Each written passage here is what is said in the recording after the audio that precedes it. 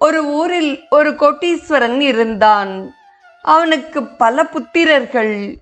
என்னுடைய குமாரர்களுள் ஒவ்வொருவரும் அவனவனுக்கு மிகவும் பிடித்தமானதை தேர்ந்தெடுத்து கொள்ளட்டும். அவர்கள் எடுத்துக்கொண்டது போக மீதமுள்ள பொருள்கள் என் வேலைக்காரர்களுள் சிறந்தவனுக்கு கொடுக்கப்படும் என்று அவர் மரண சாசனம் எழுதிவிட்டு உயிர் நீத்தார். தங்களுக்கு மிகவும் பிடித்தமானதை தேர்ந்தெடுக்குமாறு நீதிமன்றம் செல்வந்தர்களின் குமாரர்களை வேண்டியது. அவர்களுள் ஒருவன் அரண்மனை வேண்டுமென்றான். மற்றொருவன் விலையுயர்ந்த ஆபரணம் தேவை என்றான். மூன்றாவது குமாரன் ஒரு பெரும் பூந்தோட்டம் தனக்கு வேண்டுமென்றான். நான்காவது குமாரனின் முறை வந்தது.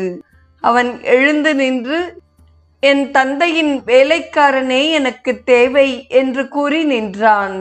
இதை கேட்ட எல்லோரும் அதிசயித்து நின்றார்கள். இது என்ன மோசமான தேர்வு என்று எண்ணி நகைத்தார்கள். ஆனால் இந்த வேலைக்காரனை தேர்ந்தெடுத்து கொண்டதன் மூலம் இந்த குமாரன் ஏனைய 3 குமாரர்களுக்கும் கொடுத்தது போக மீதமுள்ள சொத்துக்களுக்கு அதிபதியாகிவிட்டான். சட்டப்பிரகாரம் வேலைக்காரனின் சொத்து அந்த நாட்டில் அவனுடைய எஜமானனுக்கே சேரும்.